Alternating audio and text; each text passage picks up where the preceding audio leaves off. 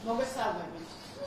საქართველოს ფინანსთა სამინისტროს საგამოძიებო სამსახურის თანამშრომლებმა გატარებული ოპერატიულ-სამძებრო ღონისძიებებისა და საგამოძიებო მოქმედებების შედეგად ყალბი დოკუმენტების გამოყენებით სახელმწიფოს კუთვნილი დიდი ოდენობით თანხის მოტყუებით დაუფლების ფაქტზე ორგანიზებული ჯგუფის 12 წევრი დაათავეს.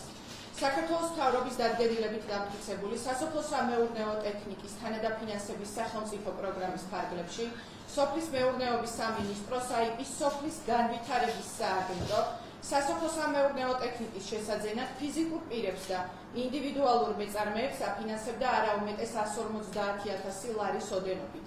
გამოძიებით დადგენილია, რომ ერთ-ერთი დაკავებული სააგენტოს ყოფილი თანამშრომელი ლდ, რომელიც ინფორმირებული იყო ზემოაღნიშნული პროგრამის შესახებ, სახელმწიფოს თანხის დიდი ოდენობით მოტყუებით დაუფლების მიზნით დაუკავშირდა ფიზიკურ პირებს, რომლებიც არანაირ კავშირში არ იყვნენ სოფლის მეურნეობასთან და მათი მეშვეობით მიმართა სოფლის განვითარების სააგენტოს სასოფლო-სამეურნეო ტექნიკის შესაძენად გრანტის გაცემის თაობაზე.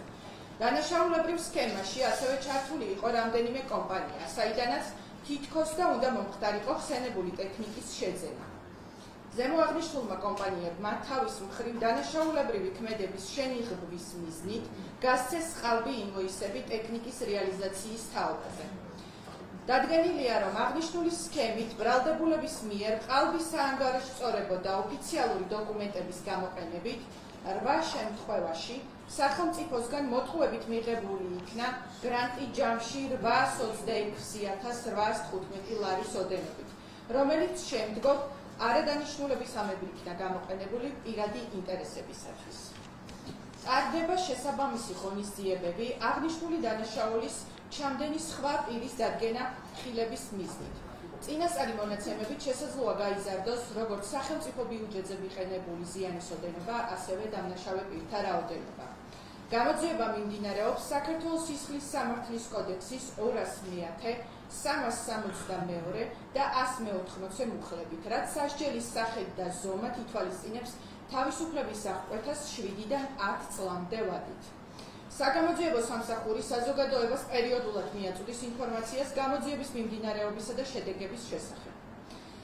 საგამოძიებო სამსახური აქტიურად გაანაგრძობს საფინანსო ეკონომიკურ სფეროში ჩადენილი დანაშაულის წინააღმდეგ ბრძოლას, მათ შორის სახელმწიფო ბიუჯეტისთვის მიყენებული ზიანის ფაქტების გამოვლენას. მადლობთ.